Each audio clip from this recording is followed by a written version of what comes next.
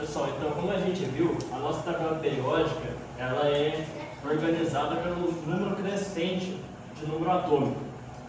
Então a gente tem linhas horizontais, que são os períodos, e tem as linhas verticais, que são as famílias. O que determina qual período que ele vai dar? A camada de valência. Por exemplo, quando o átomo ele tem 4 de número atômico, ou seja, 4 prótons, ele vai ter 4 elétrons. Então, na distribuição de níveis, a gente tem o quê? 1s2, 2s2. A camada mais energética dele é 2s2. Então, ele está na camada 2. 1, 2. Está na camada L. Então, sempre quando a gente olhar para a distribuição eletrônica e pegar o maior número que aparece aqui, ou seja, a camada de valência, representa em qual linha horizontal ele vai estar. No caso do zinco, 30, a gente pegar, o maior é 4s2. 4s2 quer dizer que ele está na quarta linha, ou seja, camada N. Então, a distribuição eletrônica serve para a gente encontrar o elemento na tabela periódica. E nas linhas verticais, como é que a gente encontra? Se o nível mais energético dele for S, P, D e F, ele vai estar em um local. Se for S, ele vai estar nessas duas primeiras linhas. Se for P, ele vai estar nessas 6 últimas linhas. Se for D, ele vai estar no meio da tabela periódica. Se for F, ele vai estar naqueles elementos que estão embaixo da tabela. Então, pessoal, por exemplo, quando ele tiver 4, 1s2, 2s2, ele está no segundo período, ou seja, a camada de valência dele é 2, 1, 2, ele está no L, e está na segunda coluna. Por quê? Ele está no S, ele está aqui nas duas primeiras colunas, e ele tem 2 elétrons. Como ele tem 2 elétrons, aqui é 1, aqui é 2, então ele vai estar mais ou menos aqui. Segunda linha, segunda coluna. Então a gente acaba conseguindo, pela distribuição eletrônica, encontrar o elemento químico. Mas se caso o último, por exemplo, o zinco que a gente fez lá, e a gente encontrou que ele estava no quarto período. Ele está no quarto período, mas o último subnível que a gente escreveu é o D. Se é o D, ele vai estar aqui no meio.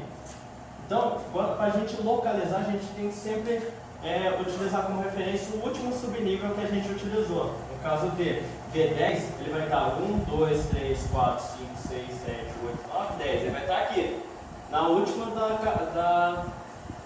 no meio aqui da tabela. 10, aqui ele vai estar no 4.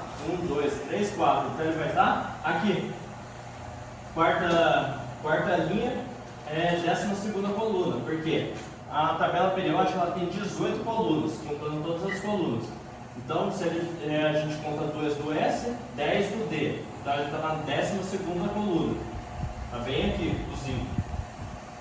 Então, pessoal, todos os elementos da coluna S e P, eles são elementos representativos, que são os que mais a gente estuda.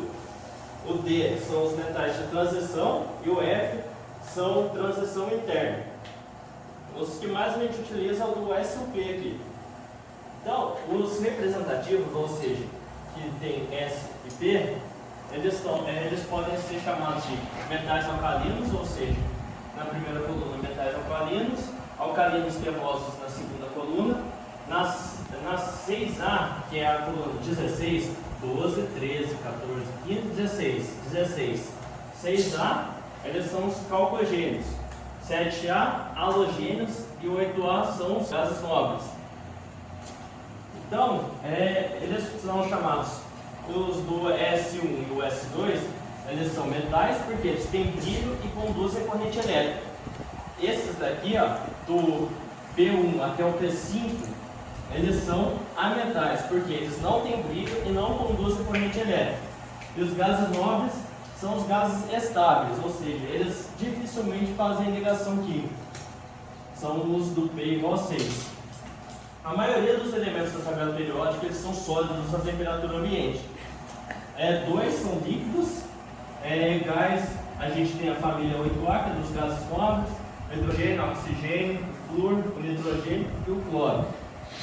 E partir do elemento de número 93, foram todos criados artificialmente pelo homem. Até o número 93 a gente encontra na natureza. E a gente tem uns terras raras, que são entre os número atômico 57 e 71, o número atômico 39 e o número atômico 21. O que eles são? Eles têm um alto valor agregado, ou seja, eles servem para curar câncer, como catalisadores.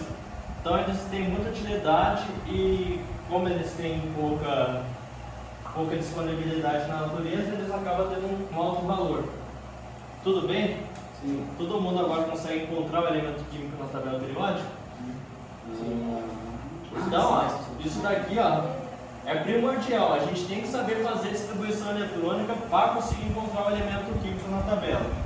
Então, a gente fazendo, a gente sabe onde ele está.